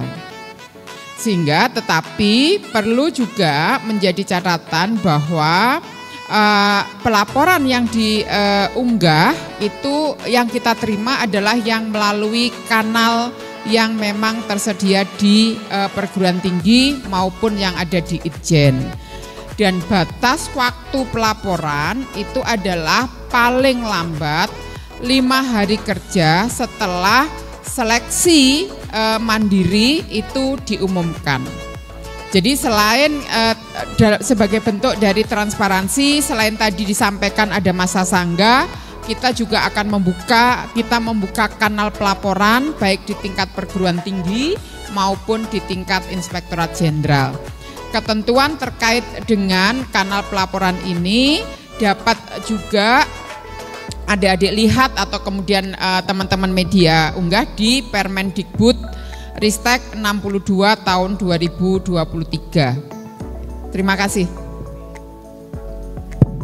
Terima kasih Prof Cici. Jadi demikian informasi yang kita berikan terkait revisi Permendikbud 48 menjadi Permendikbud 62 yang mengatur SNPMB. Ini juga informasi dari Pak Dirjen, Ketua Penanggung Jawab dan Prof Cici tadi. Tentu setelah ini kita akan memasuki tanya jawab dari teman-teman media. Perlu kami informasikan juga saat ini sudah bergabung dengan kita di kanal YouTube itu ada 21.661 penonton yang menyaksikan secara langsung. Kemudian di live Instagram itu ada 8.687 penonton. Jadi betapa menggambarkan masyarakat benar-benar menginginkan informasi terkait pelaksanaan dari SNPB. Silakan kepada teman-teman media kalau ada yang mau bertanya. Oke, 1, 2, 3, 4. Nanti masing-masing tolong sebutkan nama sama asal medianya. Saya mulai dari belakang banyak.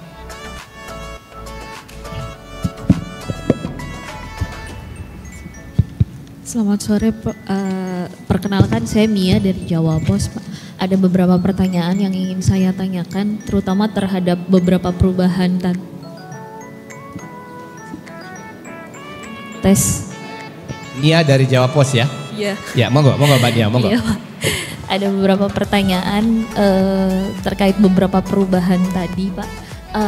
Mungkin memang tadi sudah disinggung gitu kan Pak, alasannya seperti apa. Tapi boleh tidak Pak diperinci seberapa banyak atau seberapa besar sih mahasiswa kita yang jadi kutu loncat tadi sehingga kebijakan ini diambil gitu kan. Karena di tahun-tahun sebelumnya sepertinya tidak pernah serigid ini gitu untuk batasan-batasan tadi. Kemudian yang kedua untuk seleksi yang vokasi mungkin ya. Tadi kan ada beberapa,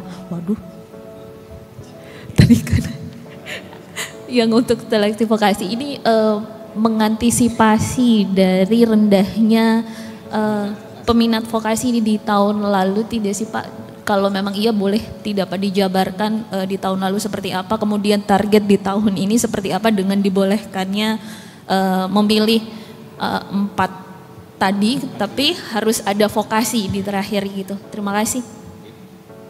Terima kasih Mbak Nia. Selanjutnya Mas, monggo.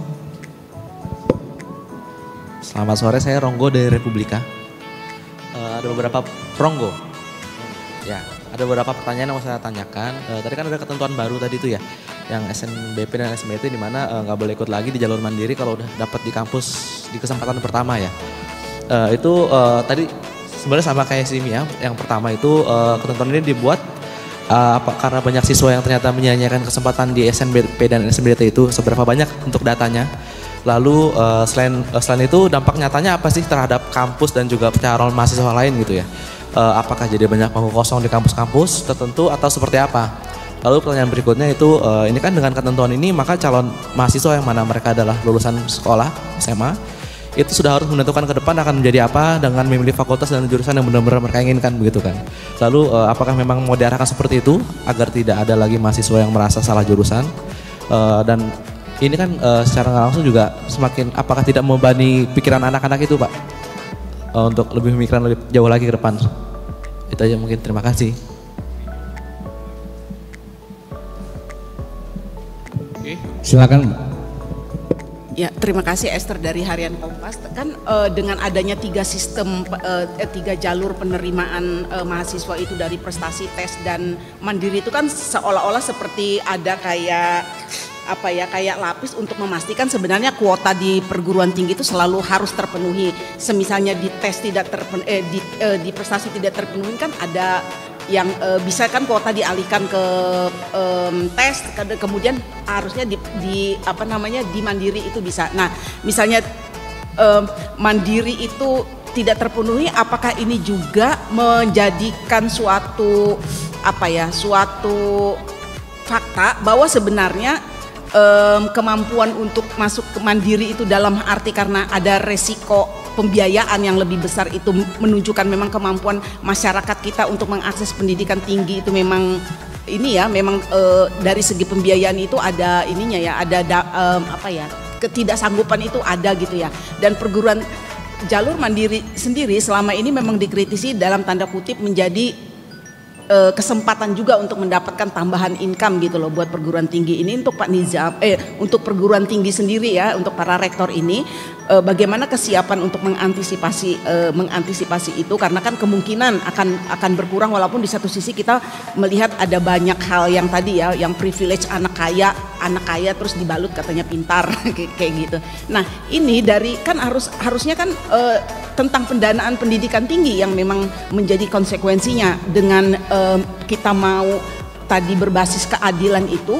Nah, apakah memang saya nggak tahu di RPJM yang masih dibahas ya, teknokratik itu tentang pembiayaan pendidikan tinggi ini memang akan ada peningkatan atau gimana? Terus kan dalam kaitannya itu yang terakhir ada pemberian dana, saya lupa tuh angkanya jadi berapa triliun itu, memang itu PTN Badan Hukum ya.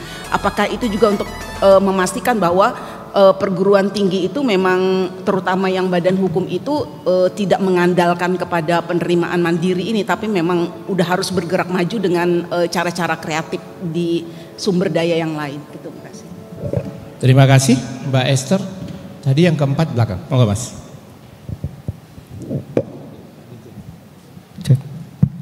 Selamat siang, saya Ilham dari Medcom. Pak, Bu, saya ingin mengkonfirmasi, ini kan di dalam simulasi tes SNBT itu ada 3 model soal. Ada pilihan ganda, ada pilihan majemuk kompleks, dan ada soal melengkapi rumpang atau soal isian. Ini model soal isian ini akan seperti apa? Karena kan SNBT sendiri berbasis komputer. Jadi mungkin model soalnya akan seperti apa dan bagaimana nanti model soal tes isian ya? Ya, terima kasih Pak.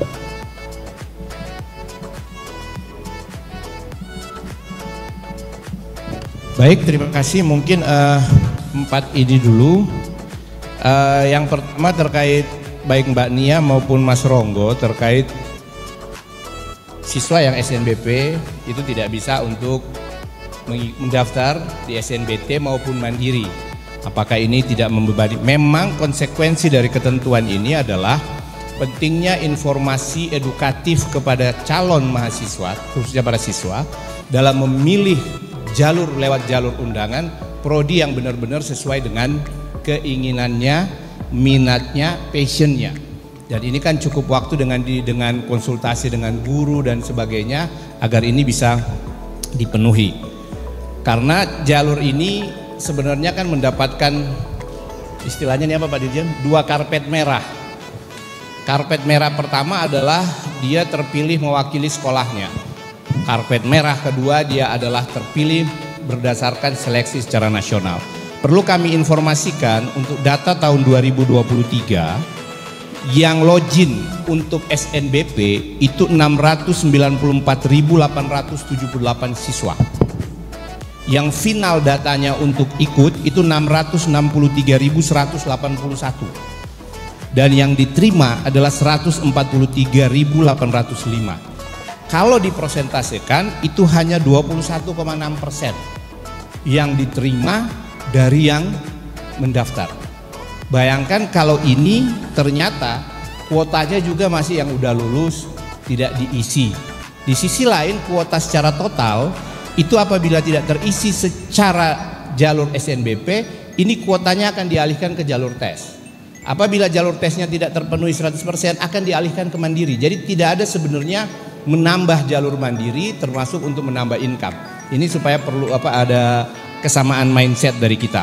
Dan persentase daftar ulang untuk 2023 untuk SNBP itu adalah 89,98%. Itu yang disampaikan tadi, banyak yang antri, banyak yang menginginkan tetapi tidak dapat. Akhirnya misalnya di ujung padahal dia di jalur mandiri, padahal SNBP ini mendapatkan subsidi lebih besar dari pemerintah. Jadi optimalisasi kuota, optimalisasi sasaran itu sebenarnya yang diinginkan, termasuk kesadaran kepada siswa untuk memilih prodi yang benar-benar yang diinginkan, benar-benar yang sesuai passionnya. Jadi kita ingin menghindari memilih prodi apalagi dengan 4 pilihan ini yang sekedar coba-coba, pokoknya keterima kemudian nanti nggak perlu dimasuki, nanti ikut tes berikutnya. Sebenarnya tujuannya di situ. Jadi memang ini proses pembelajaran, makanya kita sebutkan dia bersifat informatif, edukatif. Soal yang nanti tentang pendidikan vokasi nanti saya akan berikan kesempatan kepada Pak Takwa dan Pak Ali Ridho untuk menyampaikan. Jadi seperti itu angkanya. Sedangkan di SNBT sendiri itu yang login 1.294.463. Yang datanya final dan ikut SNBT 2023 itu 803.853. Yang diterima hanya 223.217, setara dengan 27,7%. Artinya kursi yang tidak banyak ini kita tidak ingin ini tersia-siakan. Justru nantinya kalau jalur undangan, jalur prestasi maupun jalur tes bisa terisi maksimal, maka tidak akan ada penambahan di jalur mandiri. Sehingga yang disebutkan tadi bahwasanya perguruan tinggi seolah-olah menambah jalur mandiri untuk mendapatkan income, itu sebenarnya tidak seperti itu. Kita justru tertambahkan itu karena yang 2 jalur ini tadi tidak terisi full. Bahkan untuk daftar ulang jalur mandiri di tahun 2023 itu hanya 75,5% secara rata-rata total. Jadi itu yang perlu dipertimbangkan. Yang berikut mungkin ke Pak Dirjen kami berikan kesempatan terkait kebijakan pendidikan terkait subsidi anggaran dan sebagainya. Monggo Pak Dirjen.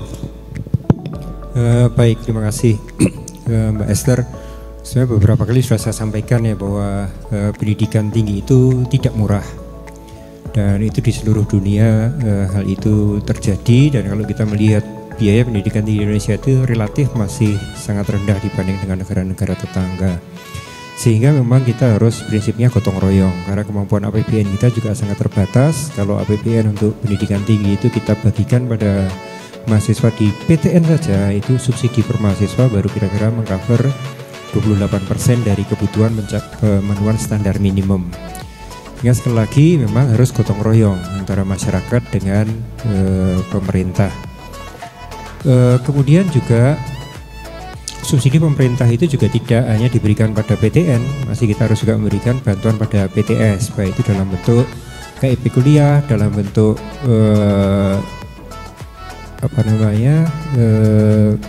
pendanaan untuk dosen-dosen di PTS seperti tunjangan sertifikat dosen, tunjangan kehormatan guru besar di PTS itu pun juga bagian dari pembiayaan dari APBN. Sehingga pembiayaan APBN yang sangat-sangat terbatas tadi itu harus kita bagikan, kita spread pada 4.000-an perguruan tinggi yang ada di Indonesia ini, 147 PTN.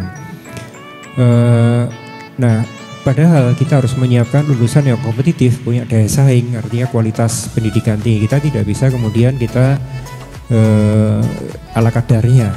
Kita tetap harus bisa menghasilkan lulusan yang kompetitif di tingkat regional paling tidak. Sehingga sekali lagi pendanaan kita harus gotong royong. Nah, gotong royong yang kita tekankan di sini adalah prinsipnya yang mampu membiayai sesuai kemampuan, membayar sesuai kemampuan. Yang tidak mampu ya kita bantu bersama-sama dengan subsidi silang. Kadang-kadang teman-teman agak kurang adil di dalam melaporkan, memberitakan tentang biaya kuliah di perguruan tinggi negeri. Misalnya yang diceritakan hanya ceiling tertingginya. Padahal uang kuliah tertinggi itu mungkin hanya 2%, 5% dari seluruh mahasiswa. Yang sisanya itu rata-ratanya jauh di bawah uang kuliah tertinggi tadi. Sebagai contoh misalnya kalau tidak salah di UI itu kalau kita rata-ratakan uang kuliahnya itu hanya sekitar 8 juta ya Bu Ses ya. Di UI rata-rata UKT. Kalau kita ambil rata-ratanya masih di bawah 8 juta per semester. Jadi relatif rendah. Apalagi di UGM itu rata-rata ya sekitar 5 juta per mahasiswa. Jadi tapi yang dibawa ke media ya uang kuliah tertinggi, batas tertinggi. Padahal sebetulnya batas tertinggi itu kalau tinggi itu justru bagus karena artinya justru baik karena artinya bisa mensubsidi lebih banyak anak-anak dari yang keluarga tidak mampu. Semakin masyarakat yang mampu membiayai dengan biaya yang sesuai dengan kemampuan tadi, maka ini pembiayaan yang tinggi tadi bisa dipakai untuk mensubsidi kelompok masyarakat yang tidak mampu. Semakin banyak beasiswa yang bisa diberikan oleh perguruan tinggi bagi mahasiswa-mahasiswa dari kelompok yang tidak mampu. Jadi semangat inilah yang ingin kita dorong. Semangat kesadaran masyarakat untuk berinvestasi di pendidikan. Membiayai pendidikan, turut membiayai pendidikan. Jadi karena pendidikan tinggi sekali lagi itu juga tidak sepenuhnya public goods, tapi juga ada private return-nya. Seorang dengan ijazah kesarjanaan, dengan gelar kesarjanaan itu tentu punya peluang kerja yang lebih tinggi, penghasilan yang lebih tinggi dibandingkan dengan mereka yang tidak sempat mengenyam pendidikan tinggi. Sehingga di situ tentu prinsip berkeadilan tadi, karena ini ada private return yang tinggi juga, maka tentunya masyarakat ikut membiayai pendidikan tinggi tadi. Itulah prinsip keadilan, membayar sesuai dengan kemampuan orang tua. Satu hal yang selalu saya tekankan juga bahwa tidak ada ceritanya di perguruan tinggi negeri ada mahasiswa sampai tidak bisa masuk perguruan tinggi karena alasan ekonomi. Jadi perguruan tinggi negeri wajib menerima mahasiswa kalau dia lulus tes ya, artinya dari akademiknya mampu, itu tidak boleh sampai dia kemudian tidak masuk hanya karena alasan ekonomi. Dan ini sudah menjadi komitmen dari seluruh rektor perguruan tinggi negeri kita. Jadi kalau ada adik-adik calon mahasiswa nanti yang lulus tes kemudian uang kuliahnya diminta misalnya melampaui kemampuan orang tua untuk membiayai pendidikan tinggi, maka silakan melapor dan pasti kita pastikan si mahasiswa tadi akan tetap bisa mengikuti pendidikan tinggi dengan biaya yang sesuai dengan kemampuan orang tuanya. Jadi itu Mbak Esther ya, ini kita perlu membangun semangat di masyarakat. Kita harus bergotong royong untuk menyiapkan SDM unggul yang kompetitif ke depannya. Saya beberapa kali juga memberikan ilustrasi ya bagaimana pembiayaan kita per mahasiswa itu masih seperlimanya dibanding dengan di Malaysia, apalagi dengan Singapura, dibanding dengan negara-negara maju yang lain. Sehingga memang sekali lagi perlu gotong royong, perlu kesadaran bersama untuk investasi di pendidikan tinggi. Terima kasih Pak Dirjen. Selanjutnya terkait vokasi, mungkin silakan Pak Takwa atau Pak Dirjen. Baik, terima kasih Pak Wolok, Mbak Dirjen, izin semua. Jadi baik, tadi ada pertanyaan tentang terkait vokasi, bahwa satu, bagaimana awalnya itu vokasi kok menurun gitu.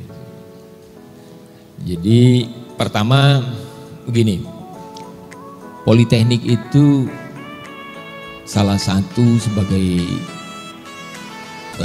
pionir dari pendidikan vokasi tahun 82. Kemudian peserta masuk memang terpisah dulu dengan untuk level sarjana. Sehingga dulu ketika tes terpisah tersebut itu sama dengan program sarjana, kita ada 2 pilihan. Pada saat tes 2 pilihan di Politeknik, di pendidikan vokasi, juga kalau di universitas ada sekolah vokasi, itu juga terpisah. Kemudian ada tes lagi untuk secara nasionalnya untuk sarjana S1. Sehingga dulu masyarakat itu ada 4 pilihan sesungguhnya. Bahkan 6 pilihan ketika diploma 4-nya itu juga terpisah. Atau sarjana terapan itu terpisah. Nah itu awal mula angka ketika tahun 2021 untuk sarjana kita gabung. Baik itu sarjana yang akademik S1 maupun yang sarjana terapan diploma 4. Ketika itu gabung, diploma 3 masih sendiri vokasi. Nah itu peminatan dengan 2 pilihan waktu itu. Diploma 3-nya ada 2 pilihan juga. Nah pada tahun 2023 melalui Permendikbud Ristek nomor 48 kita kan bergabung. Tapi pintu masuknya tetap 2. Inilah yang membuat salah satunya pintu masuknya yang menyempit. Kesempatan masyarakat kuotanya membesar karena gabungnya diploma itu membesarkan kesempatan sebenarnya, tapi pintu masuknya kecil. Nah oleh sebab itu beberapa alternatif kita kaji, sampailah kita ke kajian yang tadi ya. Alternatif boleh kalau memang fokus, kata kuncinya fashion. Jadi adik-adik, para peserta semua, bawa orang tua mungkin juga ikut hadir di sini, kata kuncinya fashion. Kalau memang fashionnya sudah mantap, pilih 1 itu lebih bagus. Tapi kalau tadi disebutkan dia khawatir, boleh pilih 2. Dia punya potensi tetapi mungkin takut bersaing. Nah ini kesempatannya bisa pilih ketiga dan keempat. Itu alternatif yang tadinya mereka tidak terpenuhi bisa terwadahi di sana. Itu satu cerita sejarahnya. Yang kedua yang perlu saya sampaikan di sini untuk perubahan dalam Permendikbudristek 62 yang 2 hari lalu alhamdulillah sudah keluar, kita hari ini dapat menjelaskannya, yang merupakan perubahan atau juntonya dari Permendikbud 48 tahun 2022 yang lalu. Itu pertama semangatnya sama tadi yang disebutkan oleh Pak Ketua, yaitu kita tentu memperkuat lagi akuntabilitas, kemudian transparansi, tapi ada konsep satu lagi, semangat berkeadilannya yang kita lebih tekankan lagi. Yaitu dengan semangat itu kita akan dapat meningkatkan tadi pemenuhan dari 2 jalur yang masuk yang sudah ada secara nasional, yaitu SNBP jalur prestasi dan SNBT. Yang kedua kita menjaga juga kesempatan bagi yang tidak mampu mengikuti jalur prestasi, karena Kalau yang jalur prestasi udah diterima terus dia melompat, ikut di jalur tes, kesempatan mereka itu hilang. Yang tadi beradu memang yang sebelumnya memang sudah lebih bagus, dia berpindah lagi jurusan karena ketidakpastian tadi. Nah itu yang mau kita jaga, itu semangatnya. Nah dengan demikian untuk vokasi yang perlu saya jelaskan, sesuai pertanyaan tadi ada dari Mbak Nia, Permen 62 juga sesungguhnya memberikan kesempatan yang lebih luas dengan demikian. Yang lebih luas bagi peminat pendidikan vokasi, baik itu yang di PTV Politeknik maupun yang ada di sekolah vokasi, untuk dapat memilih pendidikan vokasi.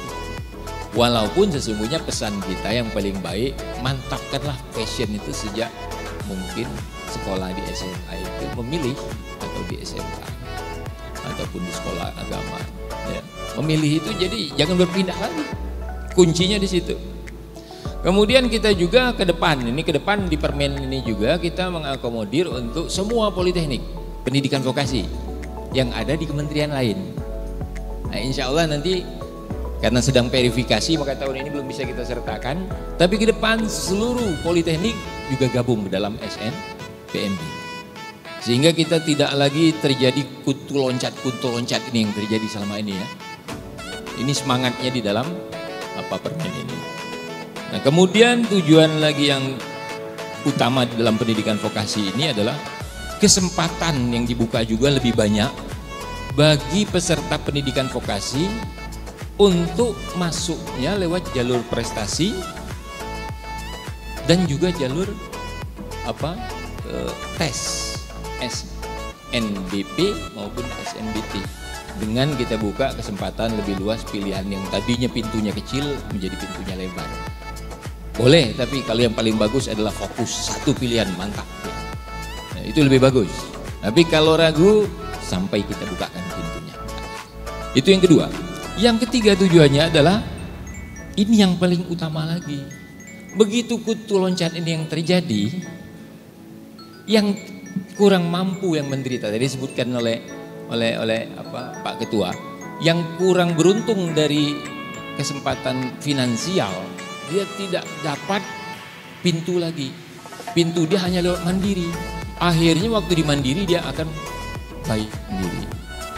Mengejar juga kesempatan beasiswa sudah sempit karena beasiswa biasanya sudah di dominan di jalur prestasi, lanjut di jalur tes. Nah dengan dibukanya pintu ini maka sekaligus ini menjadi kesempatan untuk yang kurang beruntung secara finansial itu untuk mendapatkan beasiswa KIP-nya atau mungkin untuk mendapatkan juga biaya yang murah UKT 1, UKT 2 itu.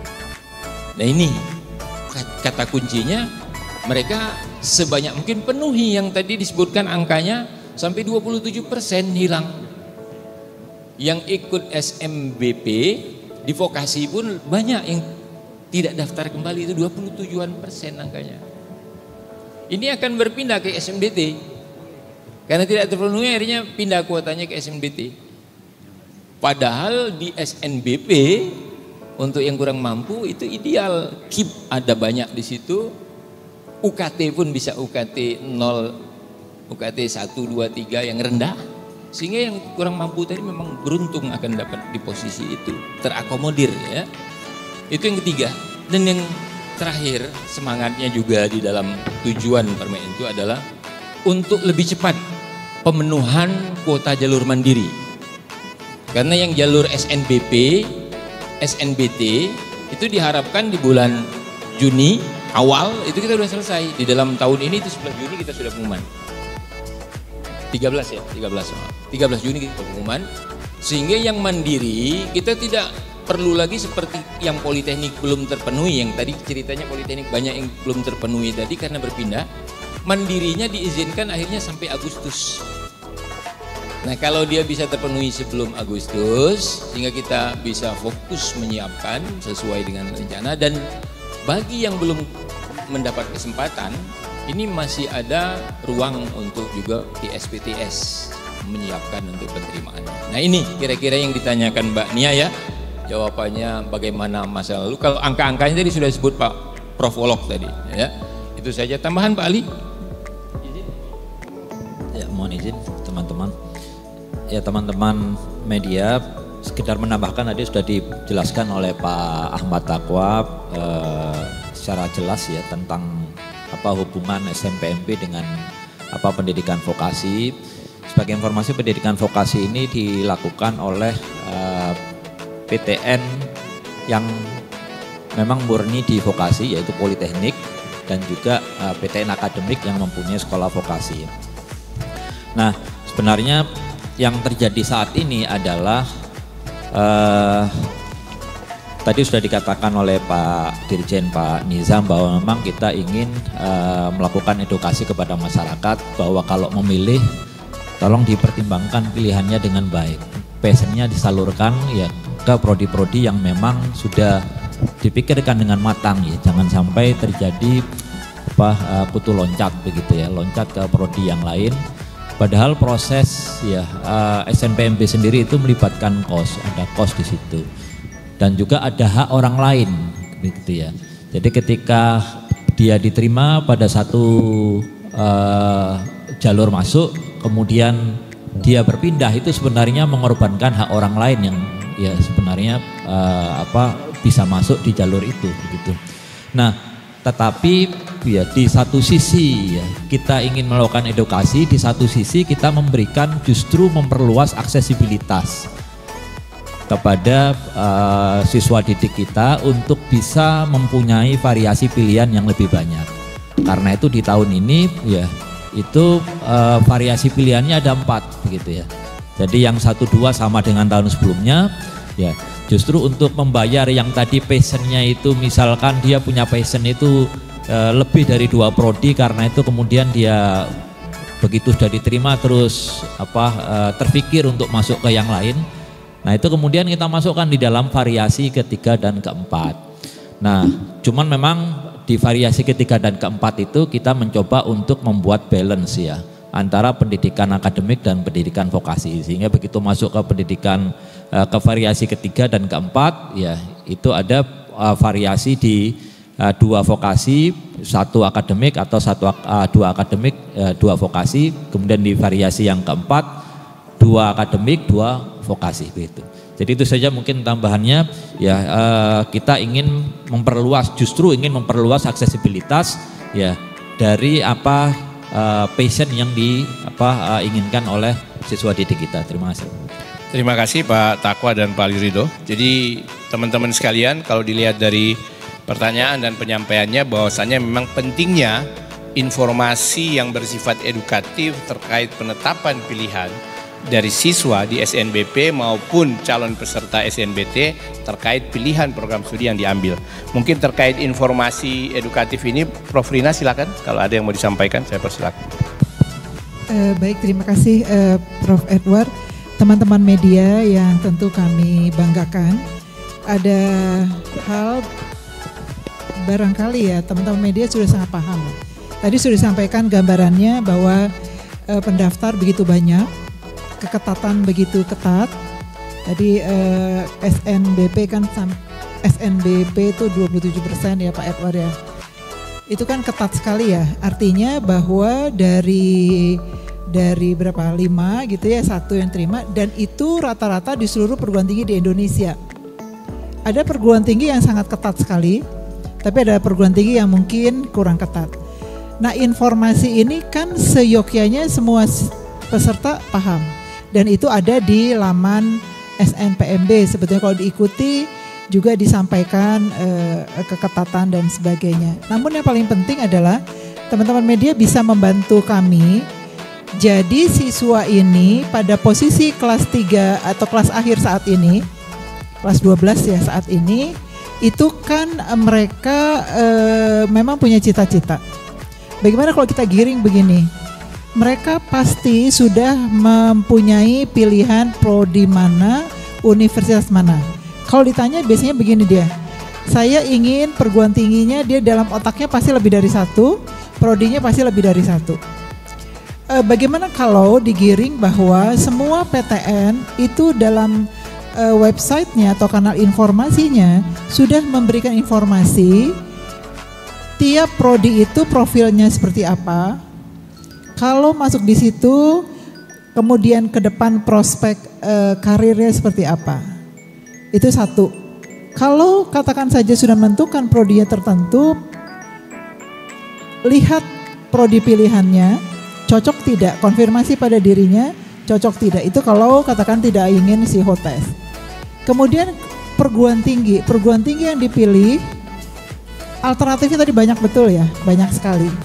Apakah akademik, apakah vokasi, maka sama, kunjungi laman perguruan tinggi itu. Nanti akan ketahuan karena di media juga sudah diurut kayak ketatan, katakan mulai dari UI sampai perguruan tinggi yang di luar Jawa, itu sudah ada. Jadi peserta ini kita minta untuk paham, bertanggung jawab sejak awal, lalu yang terakhir adalah mengkalkulasi dengan kemampuan dirinya, mereka bisa masuk atau tidak, probability masuknya, diterimanya berapa persen. Di kanal SNPMB, maaf di website SNPMB, tadi kanalnya macam-macam, ada website, ada IG, ada macam-macam. Itu per hari ini disampaikan tata cara ataupun sistem seleksi nasional penerimaan mahasiswa baru, plus ada kalau untuk nanti SNBT contoh soal. Jadi paling tidak kalau tadi ada pertanyaan seperti apa tesnya, memang yang harus mereka paham adalah sistem atau cara seleksinya seperti apa. Jadi punya kemampuan, kemudian mereka tadi contohnya Pak Gani bilang harusnya dia memfinalisasi pendaftaran di dalam SNBP ternyata nggak lakukan. Itu kan tidak mungkin dia bisa punya kesempatan tes.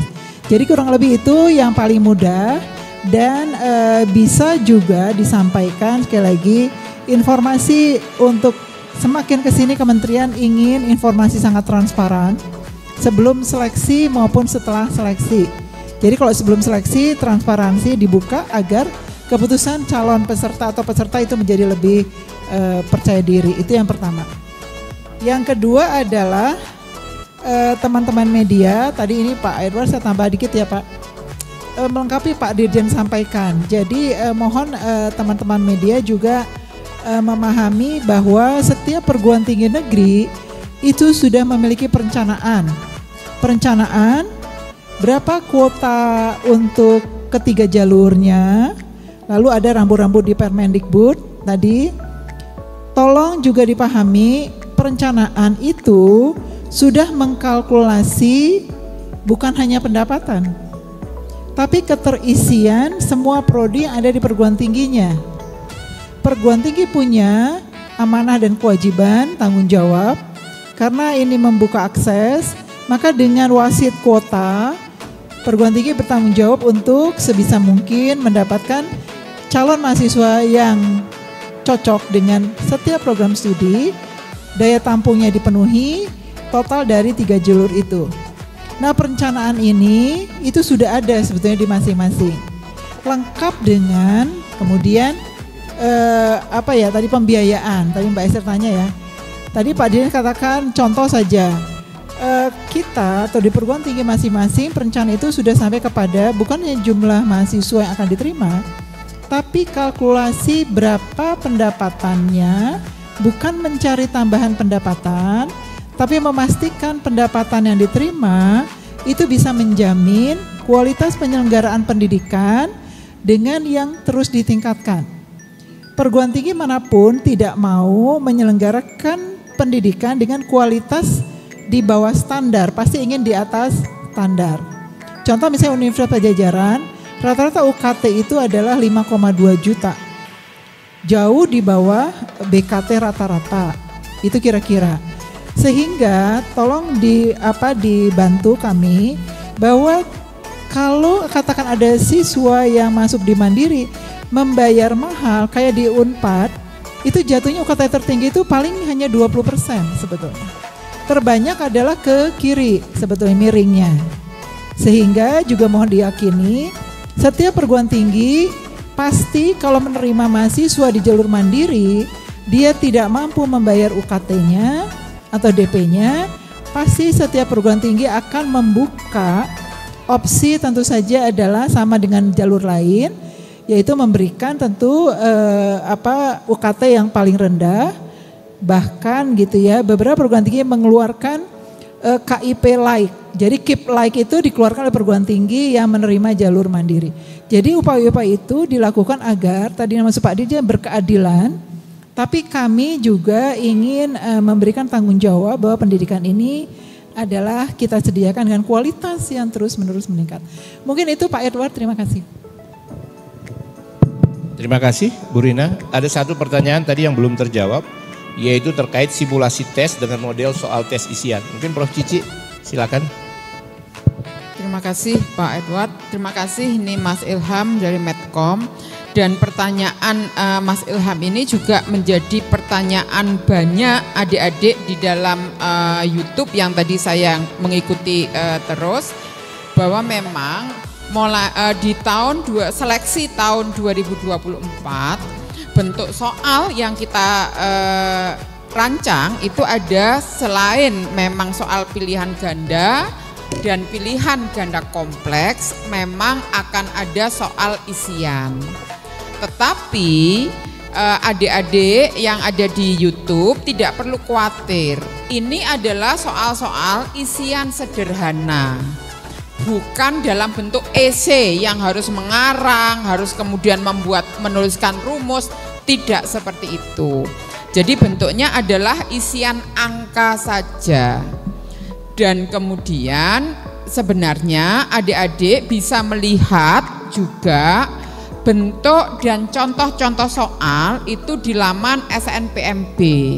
Sehingga sebenarnya bentuk-bentuk tes atau bentuk-bentuk soal yang ada di SNBT ini tidak perlu khawatir atau kemudian mencari-cari akan seperti apa, karena kami juga memberikan bentuk dan contoh-contoh soal yang ada di dalam laman SNPMB, sehingga adik-adik atau kemudian peserta yang akan mengikuti UTBK atau SNBT bisa belajar dari bentuk dan contoh-contoh soal yang ada di laman SNPMB BP3 atau BPPP kemdikbud.go.id.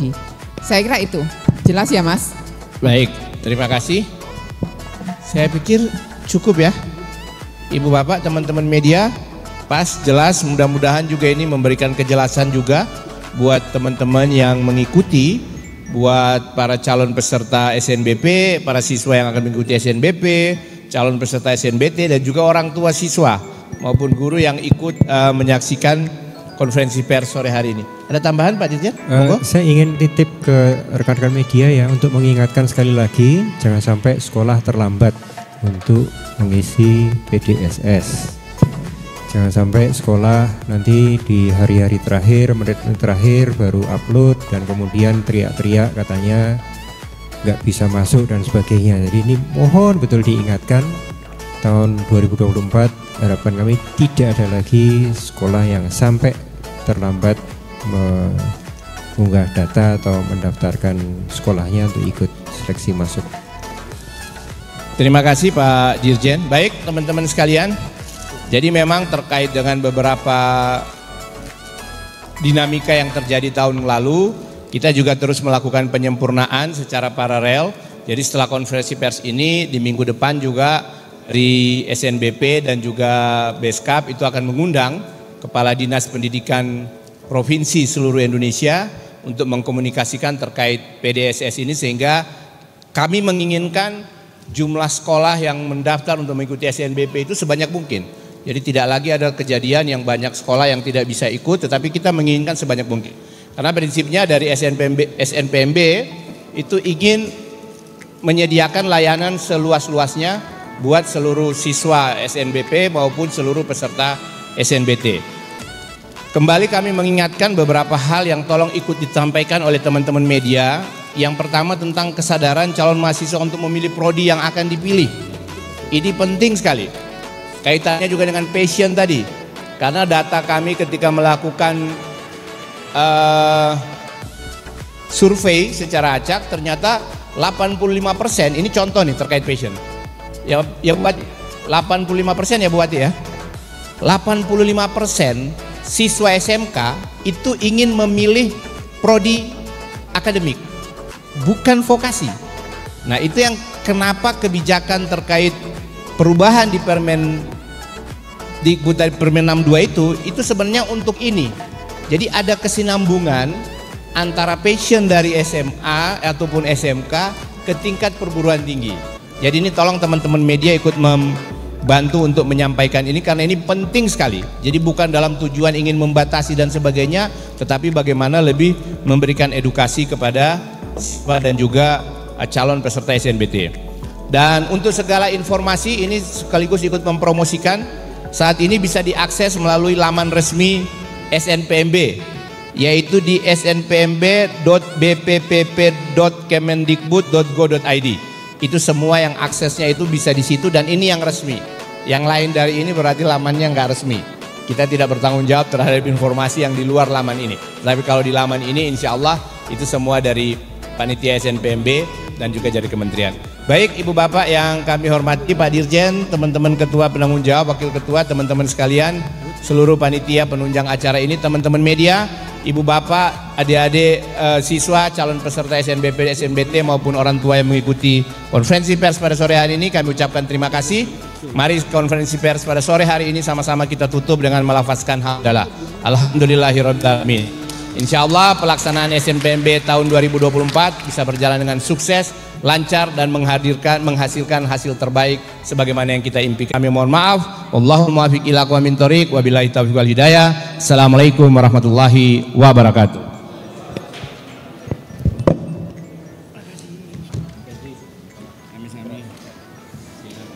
Terima kasih.